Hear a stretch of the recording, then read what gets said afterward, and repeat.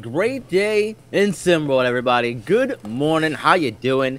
Welcome to SimWorld today. As always, I'm B-Ron. Alongside me is my co-host, Yells. Good morning, sir. Good morning. How are you? Top of the morning to you, sir.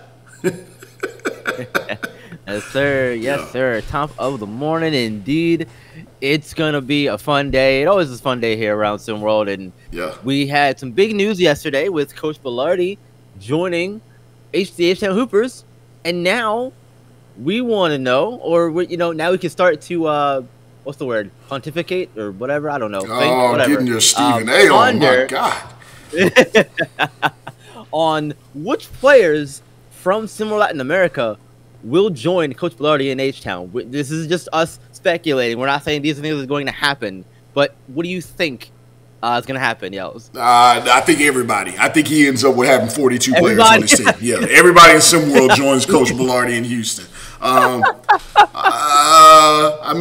don't know. I mean, there's so many rumors going around, but who can H-Town afford to bring in? I think they probably only had a budget to bring in one or two guys from out of the area. So who does that leave? That leaves who he's got on the squad. I'm gonna go the traditional route. Everybody's gonna want to talk about your Royce Anderson or your whoever else is from Texas that's on another squad, like they're just moving around all over the country like an NBA free agent or something. I'll tell you one person that stands out for me, and no one said his name, and he was a monster until Coach Javad Storm decided he didn't care about him or he didn't like him or whatever landed him in the doghouse. Johan Novajovic was unguardable last season. He is from Houston. I think everybody forgets that. He resides in Houston. And I think with that name, he's from Houston. I think that gives them immediate scoring punch if Coach Bilardi's looking that direction or not. But, Novajovic did just come out of a tumultuous situation with the coach, and Coach Bilardi's building a reputation, is going, he hits the town and he may dip out. So I don't know if that's on Johan's radar or not, but I'm in H-Town. I'd love to see that kind of scoring. There's a recruit out of Dallas, Mardon, an athletic freak. We've seen some pickup games, some footage of this kid, and Mardon is a baller. I love the last name too, Don. Like, hey, the big Don talk. Like, that's some H-Town stuff right there. So I like him. And again, I'm staying with just some hometown recruits that I've had a chance to see. Kenyon Young, 6'8", 225, out of Dallas. I know he's not a H-Town hooper. He's probably more of a Lone Star basketball kind of kid out in whatever. But Kai Killings, I think, has a tournament or a open run that SimWorld TV is looking at, possibly showcasing a lot like the Trey J. SummerSlam. JJ Hoops out of San Antonio. Brother. That makes sense. Makes sense. Good brothers involved. Yeah. And then Daquan Carter. I don't know if that's any relation to any of the 500 Carters that have been on H-Town Hoopers, but Daquan Carter, 6'3", 230 pounds. I mean, sheesh, what a tank. But outside of that, man, I'm not going to get it all into everybody. I'm moving across the country. I'm not going to get all into that. Johan Novajovic would be the big one. You're not going to bait me. You're not going to pull me in there today, B-Ron. You're not going to do it. But I think there's some obvious choices that everybody's saying. And at the end of the day, I guess the answer is, all of them. All of them join. Everyone leaves H-Town. He has 42 players on his team from Texas. Well, looking at H-Town's roster, they only have 3 open spots from what I can see here. I'm imagining anyway. So, if they only got 3 open roster spots to fill, those moves have to be somewhat calculated, I guess. Yeah. So you can't just pick up everybody. You gotta make your picks wisely. And I feel like because you didn't take the bait, I was gonna say maybe Akiyama leaves Latin America and joins Bilardi in H-Town potentially. How, B-Ron? I won't let you get it out, but how? Who's paying for it? Is his family just uprooting him and he's just going? How does that happen? Hey man, if the team can find a way to get him over there, they'll I'm imagining they'll find a way to do it. What they doing? GoFundMe's or what? I don't know. All right, my bad. My bad. Hey man, maybe. Yeah. So like, there's that. There's maybe even Corey Yams decides to leave Showtime and return home to Texas. Maybe. If we want to talk about Texas kids, Corey Yams. One that comes to mind immediately. I still don't think that he leaves Showtime, but we've seen crazier things happen, and we're not even, into the commitment craze period yet. So, who knows, man? Who really knows? But best of luck to you, Tim Belardi, and your recruiting ventures there in H-Town. Hopefully you can convince some kids to come there and play for you. I'm sure you'll be able to. And yeah, good luck. We'll go from there. Yeah. Find the funds. So yeah, they'll find some funds down there. Texas, I'd imagine. They'll find them. So I have a game for you here, Yells. We were talking about recruits a minute ago. Let's keep that discussion going. I'm calling this one Who, Where, and Why. I'm gonna give you I'm gonna do this in two parts. We'll do part 2 tomorrow. But I got four recruits here. I got 4 recruits here from the northeast, southeast, the South region, and the Midwest region. All right, I like this. Where they're going and why. All right. I tried to mix them up too, so they weren't all like highly touted recruits. So first off, the number 5 Northeast recruit, Kel McKnight from DC. Where do you think he goes and why? Kel McKnight. Let's see here. Kel McKnight. Let me look over my notes as I take notes, folks. You got to do it. Gotta take notes, man. Kel McKnight, 6 foot, 166. I think he's actually getting some looks from Virginia as well. A great offensive creator. I mean, he can go get a bucket. I think I've seen some tape and some footage of the guy. He has decent athleticism, but I really like that he can get his own shot off. And defensively, he gets the job done too. He has all the markings. I mean, he's in the DC area. I'm not sure. The East Coast has a little bit more density where travel and financially bringing in players is not as much of a challenge. But I still think, for my money, he's a run DMV guy. He's a run DMV kid. Okay. I think his play style fits things that we've seen there. I'm not gonna call him CKC. I'm not gonna say that. Okay, but his ability. I'd love to that one. I know there's a new coach out there in Jaden Banks, and I don't know what style and system he wants to run out there. But what I've seen from Rim DMV as an organization for the last 2 seasons is perimeter play, where there's some creation out there. So I'd like to see him play there, and I think he ends up there. Okay. The second one I have here is the number 30 Southeast recruit, Kyrie Brown from Kentucky. Where do you think he ends up? Kyrie Brown out of Kentucky. 6'4", 170. He can shoot the lights out. I think for me, I mean, not too far of a traveling, not too much of a travel, not too much of a stretch. But Southeast Select is going to be in need of some shooting. And he's not far away.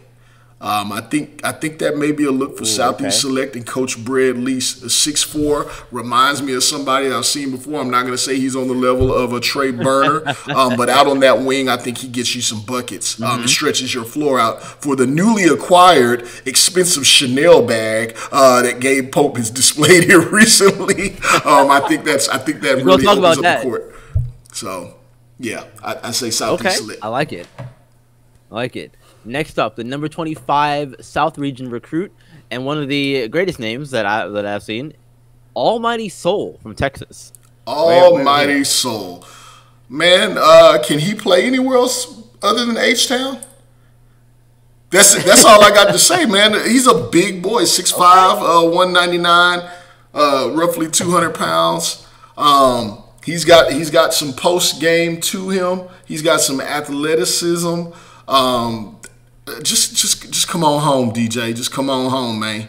Just come on, you gotta come on home play for H Town. I mean, yeah, I'm rooting for that. That's all I can say.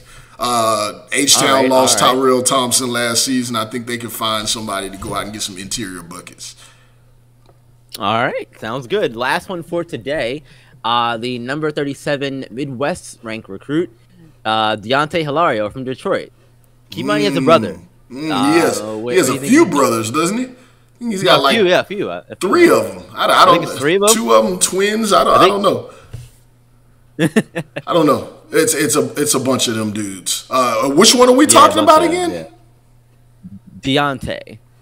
Deontay. 6'6", got some post bag, plays some post defense from what I've seen. I mean, the obvious choice. Look, I'm not gonna be any fun here because I don't see how these kids get to move around. I'm not gonna be as fun as you want, so I think I'm gonna go with the obvious choice. I think you see where I'm going. He's out of Detroit. Yeah. But they lost Zoe. They lost Phenom. Yep. They still got Malcolm Chamberlain. They still have Owen Pride. We'll see if they come back bulked up. But outside of that, they don't have any legitimate bigs on that squad. They do have James Jones, but he has more of a perimeter-oriented game. This would give him some time to kind of grow into the team. I'm hoping the rest of his brothers go there as well. But Bad Boys basketball needs a little grit. They need a little slowdown in pace. Coach Sonny Johnson, I'm hoping that's what he's going to bring to Motor City Sports Group. So I'm going with Bad Boys basketball. Okay, fair enough. I feel like Max Kellerman doing this, man. Fade of the line, death beam, face stormy. I'm taking Eagle Dollar. Thanks. So that's all right, man. That's all right. I'll have a few more of these for you tomorrow, and we'll do the rest of the regions tomorrow. Sound good? Sounds good. Look, my phone's blowing up right now. Somebody didn't like that tape. That's fine. That's fine. That's fine. All right, man. Well, look. Excellent stuff there. I enjoyed that, B-Ron. Definitely enjoyed that. But look, I'm going to ask you a question. We're going to stay on the recruiting topic, right? So. All right, yeah, let's do it. Yeah. We always talk. You got your big personalities in the room. You have your quieter guys where they put it on the court a la Kawhi Leonard back when he would play more than 22 games a season. But, we got some recruits out there we're not hearing a whole lot about. And they're not saying a whole lot, but they probably have bright futures ahead of them with their game. So I'm just going to ask you if you want to name a few that maybe stand out for you, that maybe you've seen some footage of, you've heard something about that you think have a really, really bright future, but they're not putting it all on blast right now. So as I hit my mic here, one that comes to mind here for me is Losi Thomas. The 24 ranked recruit from the Northeast region. He's from Delaware. I really like his ability to get his own shot from beyond the arc, and and he seems to be a solid on-ball defender as well, from what I've seen.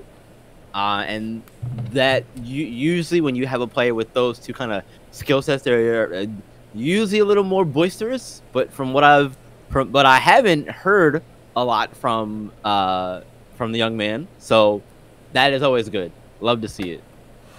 And I hope he continues to show out on the court and get himself onto a team somewhere, maybe Philadelphia. I know that they like their defensive guys up there, and it's not too far from Pennsylvania. So hey, that's one that comes to mind here. Let me see. I can give you a few more here. Another one that I like is let me see. Hang on. Look. Honestly, I feel like we don't hear a lot from Dink Pate either, from Texas. But I like what I saw from him in the Trey J SummerSlam event. So that was my first real big look at him. I feel like he's also another one that could have a bright future here in SimWorld Prep. Okay. Let me see if I think I got one more, maybe. Yeah, one more. Do it. Usually you hear a lot from the #1 players in a region, and maybe this is just me not paying that much attention at times, but I personally haven't heard a lot from Jaquan Johnson from Milwaukee. I was just looking at him. And and again, usually when you're number one player in the region, you might want to talk your talk a little bit. I'm not saying to start doing it, but fly under the radar as that number one guy, and get it done on the court. And having a kid who is going to work in the paint, like Johnson, 6'7", 264, big kid out of this is in high school. It's insane to me. So take that quiet personality you have and use the big body and put it to use. Hey, that's all I got for you. I got two. Only got two. You okay. Two. Yeah. Sure. How on earth no one has mentioned this kid or even seen him? I mean, he may end up just to be the next Jason Crosser, but there's a big 7-footer out of St. Charles, Missouri, Paul McAdams. He's already got looks from Memphis, and he's only 15. Maybe it's because he's 7 feet. Already? But wow. He's got shooting touch. He can shoot. He can put that thing up from deep. Obviously, he's already 7 feet tall. So he can, you can develop that post game, develop that post defense, which I think is already there. He's a solid 230 at 15. He's just a mountain of a kid, but teaching that shot to stretch the defense. He's out in the Missouri area. If you want to talk about bringing somebody in from another area, I think that's something that you look at. I think he's one of those kids. And then I've talked about this guy before, so I'm going to talk about him again right now. Koya Monroe. If the name doesn't ring bell out of Florida, Yacht Club, you're not looking at this kid. You're looking at all the shiny bells and whistles that are coming from out of the state. Somebody's going to scoop Koya up, and he's going to show you some 6'3", 184, just an absolute dynamite scorer. Can get it at any of the three levels, back to the basket, off the dribble. Seen some footage, and he gets whatever shot he wants. You guys need to be that. These coaches and these clubs need to be looking in their own backyard instead of always looking for the bright shiny whistle. You know what I mean? Koya Monroe is going to be a star. Agreed. So Agreed. Yeah, that's the one I'm looking for. I haven't heard much from him, but what I saw, he had a lot to say on the court. We love to see it, right? I think us quote unquote old school guys love to see that kind of get it done on the court versus with your words. But sometimes your words can't back up what you do on the court. We saw it this past Sunday in the NFL. Jamar Chase talk all the smack about the Browns, and then they lose to the Browns. So, For one of the funniest memes I've seen, too. Yeah, get it done on the court, everyone. So we're going to get done on the court, man. Gabe Pope, he is starting to power himself up. He's in his training arc now, from all my anime guys out there, in his training arc, getting his power level up, and he flashed some on-ball production in the Trey J SummerSlam game. I think it's gonna only be a good sign of things to come for him and for Southeast like this season. What about you?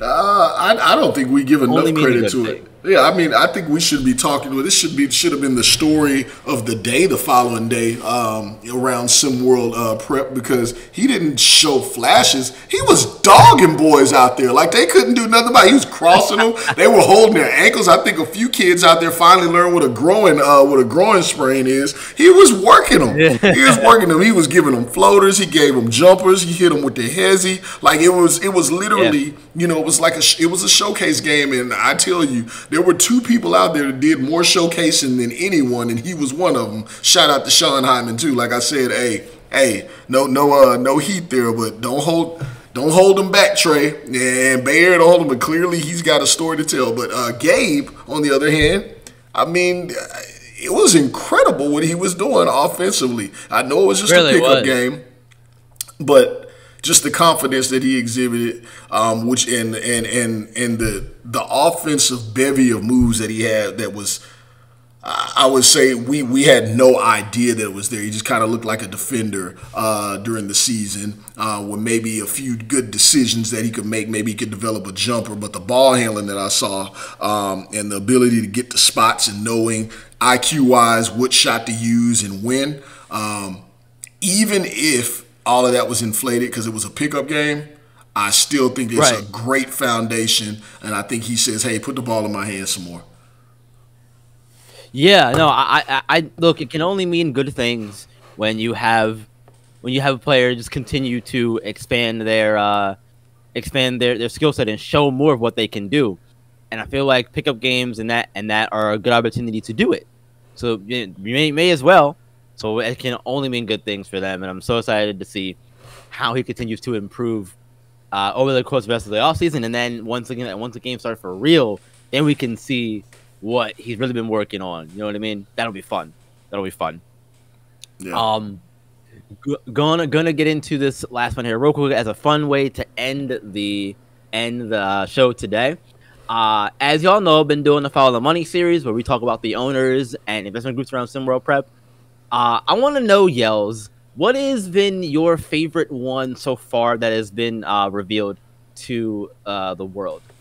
If you have a favorite owner or investment group here at SimWorld Prep, who would it be? So far that I got a little inside scoop. There's a few of them. Shout out Samantha Starr, Beast of the East. I love her story. NBN, I think that's pretty exciting. What they've done there, and then Brian Eckert. I hopefully he can help grow the game of basketball out there in the Oceania area, Australia area. But for me, I mean, it's simple.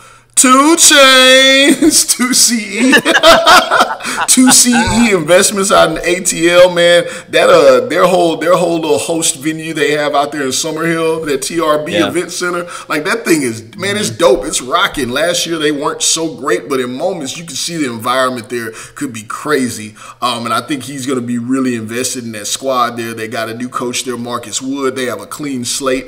And for my money, the excitement and the ignorance that could start occurring there with an owner investor like 2 Chainz, I think is great for prep level basketball. That energy, I'm all about it. And then I'm sure there's gonna be like a song coming with some really silly lyrics, but really get you hyped. So I'm sorry, man, it's 2 Chainz for me. 2CE Investments. I'm sorry because there's other people involved in that group, but it's 2 Chainz group as far as I'm concerned.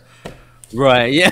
And for those AT aliens or ATL guys who really know about ATL, we'll just call him Titty Boy because that's what his name really is. He's originally, if you didn't know, B-Run, his original rap name was Titty Boy. I did not know that. I'm glad he changed it. Really glad he changed it. Branding is important. People remember that, and that's good change. So, because I've been getting all the scoops on things. I really like all of these stories, but if I had to pick one that's a personal favorite for the sake of time here, the one that I really enjoy the most from the one that I've spoken about so far is Dr. Amber Webb from Beyond the Arch, just because having someone who is going to look out for your well-being on in terms of your health on the court is important, especially as you get older. If you can have those things instilled in you at an early age, that is going to help you as you get older, and that's a big deal for me. And for as medicine continues to improve and that kind of stuff, taking care of your body becomes more important and more of a focus. That's something that I'm always going to be appreciative of. So Amber Webb doing good things over there Beyond the Arch, and I hope that she can find a way to replace Coach Kusa, and they can get some more wins under their belt and get a championship there at some point in time in the future. Yeah. That is. Any final thoughts? Man, just another great day in SimWorld Prep, man. As usual, appreciate everybody being a part of SimWorld, everyone being a part of what we got going here.